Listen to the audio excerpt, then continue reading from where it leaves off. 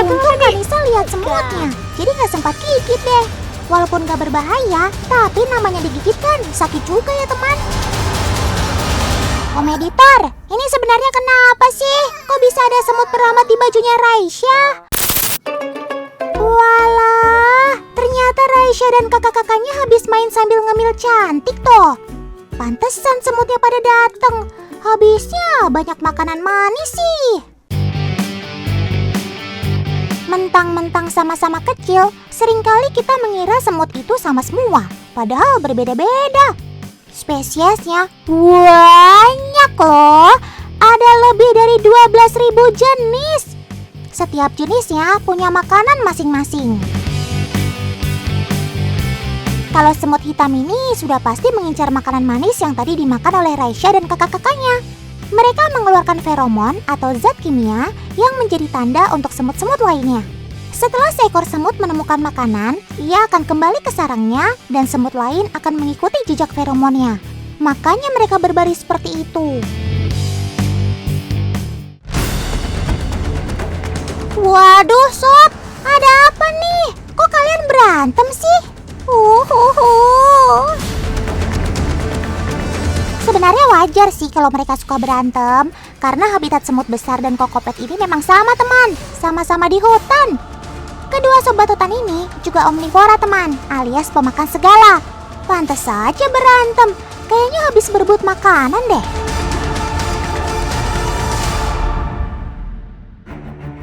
Aduh Mut, berani-beraninya kamu melawan hewan yang lebih besar ukurannya dari kamu. Otan bisa deg-degan nih lihat kalian berkelahi gini. Wah, akhirnya lepas juga. Udah ya sob, jangan berantem lagi.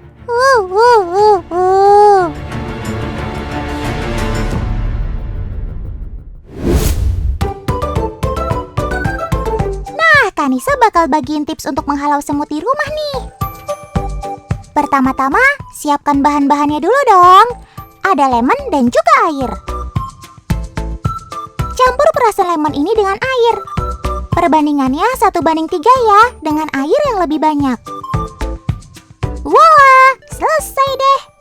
Lemon mengandung asam sitrat yang dibenci si semut. Makanya ia akan kabur deh kalau ada bau lemon. Tinggal semprotkan air campuran lemon di tempat yang biasa ada semutnya, atau di jalur semut. Hei sobat, kamu dari tadi sendirian aja nih jalan-jalannya. Kamu mau kemana sih? Jangan-jangan kamu kehilangan kawananmu ya? Hei lihat, di sana ada sekumpulan semut rangrang. Ayo sob, coba mendekat. Kalau warnamu berbeda, siapa tahu kamu bisa bergawah. Waduh, tolong. Hei semut rangrang, itu temannya kok malah diberantemin. Beda spesies, beda juga perilaku semutnya. Semut rangrang memiliki sifat teritorial. Rangrang gak segan-segan untuk melawan siapapun yang mendekat ke sarangnya. Pantesan, kalau Otan gak sengaja mendekat ke sarangmu, pasti badan Otan digigitin deh.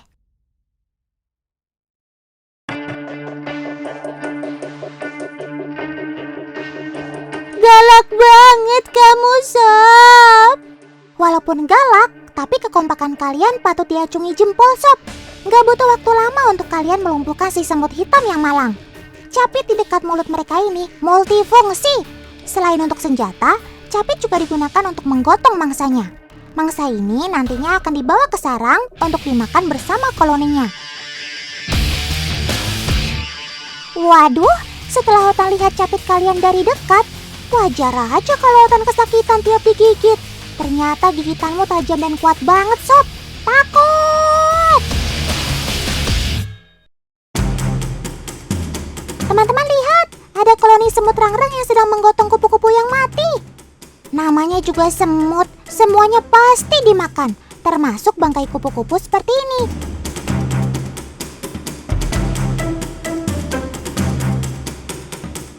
Tapi jangan salah, setiap hewan memiliki tugas dan fungsinya masing-masing. Dalam rantai makanan, tugas semut adalah sebagai detritivor atau pemakan bangkai.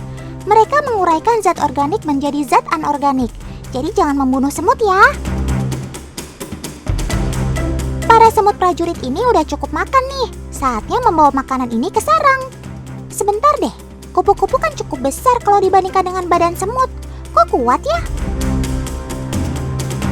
Oh, ternyata nggak cuma dibutuhkan kekompakan nih buat semut membawa makanannya, tapi juga butuh kekuatan yang ekstra.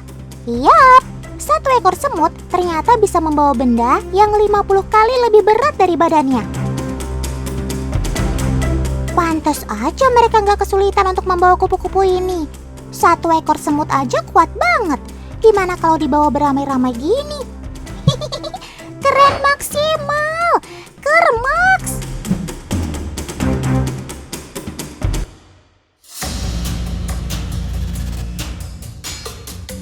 Waduh, itu temanmu mati ya, Sob? Kasihan. Di dunia persemutan, setiap semut punya tugasnya masing-masing. Ada semut prajurit, semut pekerja, semut pejantan, dan juga ratu semut. Nah, kalau yang teman-teman lihat di luar sarang seperti ini, sudah pasti semut prajurit. Karena tugasnya adalah mencari makan dan menjaga sarang semut dari gangguan. Umur semut prajurit ini memang tidak terlalu panjang, teman. Maklum, tugasnya beresiko karena harus keluar dari sarang. Ketika bertemu semut yang sakit, mereka akan membawa semut itu ke sarang untuk diobati. Tapi kalau menemukan semut yang sudah mati seperti ini, mereka akan dibawa ke sarang untuk dimakan. Yap, sesuai dengan fungsinya sebagai pengurai, ia akan menguraikan organisme apa saja, termasuk kawanannya sendiri.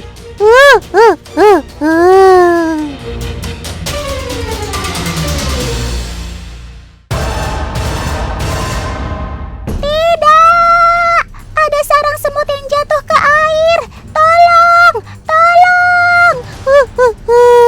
Kasihan sekali mereka. Di saat inilah semut prajurit melakukan tugasnya, yaitu mengamankan ratu dan seisi sarang dengan cara keluar dari sarang dan mencari cara. Waduh, ternyata kalian kurang kompak nih, Sob. Malah berenang sendiri-sendiri. Malang nasib kalian. Bukan selamat malah dimakan ikan. Otan jadi sedih.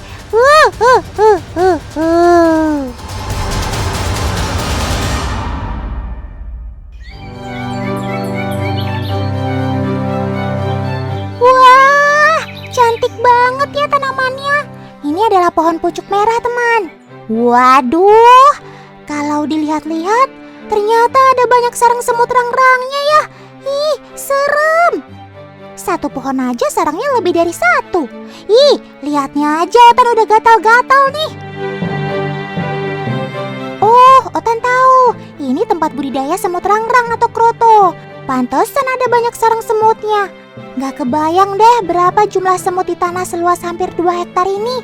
Bisa jadi jutaan ekor.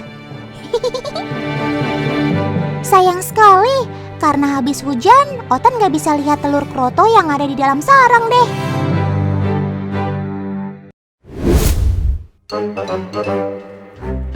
Bagi semut, air yang jatuh ke badannya itu sakit banget. Makanya mereka tidak akan keluar dan memilih untuk melindungi sarangnya. Kalau tidak hujan, saat matahari panas, semut di dalam sarang akan keluar untuk mencari makan. Saat itulah para petani kroto akan membuka sarang semut dan mengambil kroto. Dalam satu sarang, biasanya ada sekitar 300 gram kroto. Banyak juga ya. Oh iya teman, pohon pucuk merah ini sengaja dipilih oleh petani kroto karena tidak mengenal gugur daun. Selain itu, tanaman ini juga tahan terhadap berbagai macam cuaca. Mau musim kemarau atau hujan, pohonnya tidak mudah tumbang. Makanya bisa menjadi rumah yang nyaman buat semut. Semut ini dikenal juga sebagai semut penganyam. Eits, bukan menganyam syal atau baju ya, tapi menganyam sarang. Sarang dianyam dengan jaring semut yang berwarna putih ini. Fungsinya untuk bersembunyi, bertelur, dan juga menyimpan telur. Jaring semut ini dibuat dari benang sutra yang dihasilkan oleh larva. Kalau rusak, dengan cepat mereka akan merajut kembali sampai sarangnya tertutup. Ngomong-ngomong, Otan penasaran, kenapa ya semut-semut ini diternakan? Karena ini banyaknya penghobi burung sama mancing yang mana mereka ini sangat membutuhkan sekali untuk keberadaan kroto ini untuk pakan burung mereka. Paman, Otan boleh tahu nggak keuntungan atau omset dari budidaya kroto ini berapa sih, Paman? Ini bisa menghasilkan per sekali panen itu di angka 10 sampai dengan 30.000 sekali panen per bulan. Kalau satu pohon untung 10.000 dikali dengan 2.000, wow, banyak amat, Paman. Otan mau dong. Oh iya teman, tenang saja ya. Serangga ini nggak akan habis lama ada ratu semut. Jadi perkembangbiakannya tidak akan terganggu. Setelah dipikir-pikir, banyak juga ya manfaatmu, Sob. Waktu jadi telur, kamu bisa jadi makanan burung. Tapi ketika udah besar, kamu bisa jadi pengurai. Cakep bener.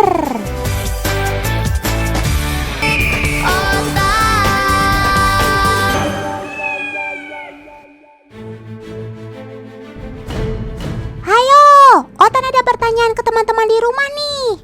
Kira-kira hewan apa saja yang ada di sekitar rumah kita tapi bisa membahayakan atau merugikan kita? Nah, kali ini Otan akan bahas tentang binatang-binatang ini. Yang pasti kalau melihat mereka, teman-teman di rumah sebagian pasti pada sebal akan keberadaannya. Hewan yang pertama adalah si tikus. Baru melihat penampakannya saja, kadang sudah membuat kita merinding. Kalian bayangkan, kalau tiba-tiba saja si tikus ini lari melintas di dekat kaki kita. Ih, kalau Otan sih bakal refleks langsung lompat ke pohon. Yang pasti, keberadaan mereka di rumah akan merusak barang-barang kepunyaan kita. Apa-apa aja digigitin. Bahkan, mereka bisa melubangi tembok untuk membuat sarang. Sebel! Hewan pengerat ini akan menularkan kita beberapa penyakit melalui air seni, kotoran, dan juga air liur tikus yang menyebar melalui udara. Ada beberapa penyakit yang bakal timbul melalui cara penularan ini. Penyakit pertama namanya hantavirus, atau lebih lengkapnya hantavirus pulmonary syndrome. Penyakit ini hampir mirip dengan gejala flu. Kalau terkena, kita akan demam, sakit kepala, muntah, sakit perut, batuk, dan sesak napas. Jenis penyakit yang kedua mungkin sering kita dengar, namanya penyakit pes. Penyakit ini disebabkan oleh bakteri Yersinia pertisia. Kalau sampai terkena gigitan kutunya, kita bisa menderita pembengkakan kelenjar getah bening. Bahkan pada beberapa kasus, penyakit pes bisa menyerang paru-paru kita. Ih, serem kan?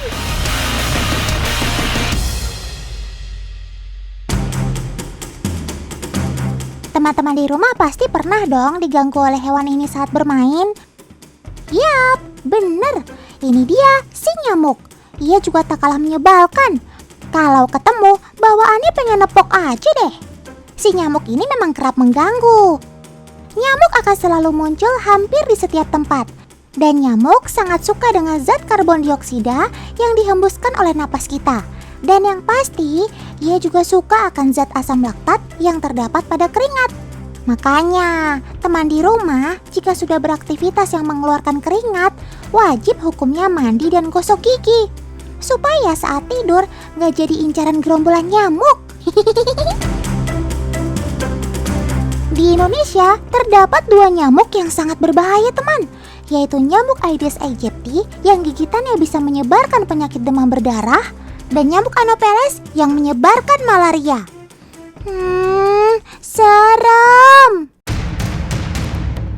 Ini dia si pemangsa nyamuk, cicak. Kalau dari sudut pandang ini, ia memang membantu kita membasmi nyamuk di sekitar rumah. Tapi, ia juga membawa ancaman bagi kesehatan kita loh. Waduh, bahaya. Tidak.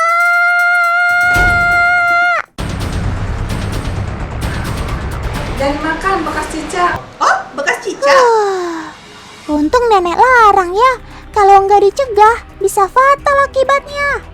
Teman, sobat Otan si cicak ini ternyata pembawa bakteri yang sangat berbahaya loh, yaitu bakteri Salmonella. Wah. Salmonella adalah bakteri penyebab tipes, diare, dan demam. Bakteri ini bentuknya seperti batang dan terdapat di sekujur tubuh hewan melata tersebut. Bila terkena bakteri ini, kita bisa sakit tipes. Sobat mungil bermata besar ini juga tak kalah mengganggu. Jangan sepelekan ulah sobat yang satu ini ya teman, karena mereka hanya butuh waktu kurang dari 2 detik untuk memindahkan bakteri dan virus dari tubuhnya ke benda yang ia hinggapi. Sobat Otan ini bahkan lebih jorok dari kecoa loh. Mereka bahkan dapat membawa hingga 300 jenis bakteri dan virus di tubuhnya. Di antaranya bakteri Escherichia coli, Salmonella, dan juga Shigella dysentery, kolera, dan berbagai bakteri jahat lainnya. Bakteri-bakteri ini bisa menyebabkan berbagai penyakit, mulai dari diare, disentri, bahkan penyakit kolera yang berbahaya. Tidak butuh waktu lama bagi lalat betina untuk bertelur. Dan jika sudah menetas, telur-telur tersebut berubah menjadi larva yang dikenal dengan sebutan belatung.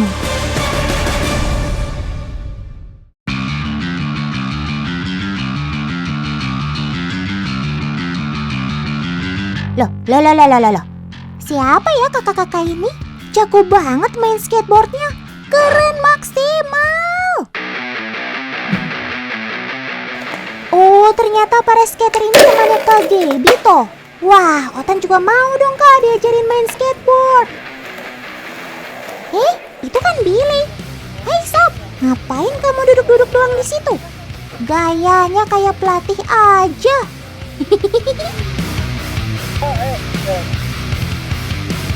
Wah, ternyata cukup sulit ya belajar skateboard.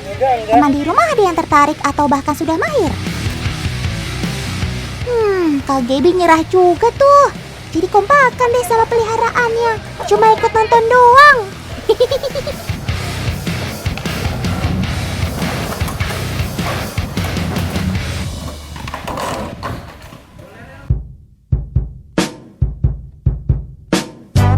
Billy emang gak bisa main skateboard teman.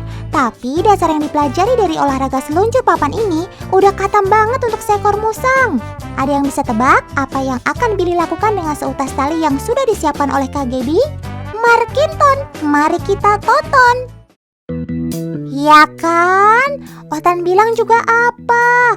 Billy itu khatam banget soal keseimbangan. Gak cuma kakak kece tadi yang bisa seimbang di atas papan, tapi musang ini gak perlu bantuan papan untuk bisa seimbang. Kermaks! Ada pembuktian yang kedua Kak. Coba kita perhatikan lebih teliti teman. Tali yang ini punya diameter yang lebih kecil. Tapi Otan yakin kok Billy masih mampu bertahan di atas sana. Nah lo, mukanya mulai panik. Konsentrasi dong sob. Ini kan memang keahlian kamu. Nampaknya Billy punya strategi khusus nih untuk bertahan di atas tali kecil. Bentuk telapak kaki belakang yang lebih lebar mencengkram tali dari arah belakang, sedangkan kaki depannya menggenggam tali dari arah depan agar tetap seimbang. Benar-benar cermaks, cerdas maksimal. Dan sudah jadi rahasia umum, hewan arboreal ini bisa lincah di atas pohon ya karena ekornya. Meski tidak seperti ekor binturong yang dapat menggenggam batang pohon, tapi ekor panjang musang sangat berguna untuk menjaga keseimbangan tubuh.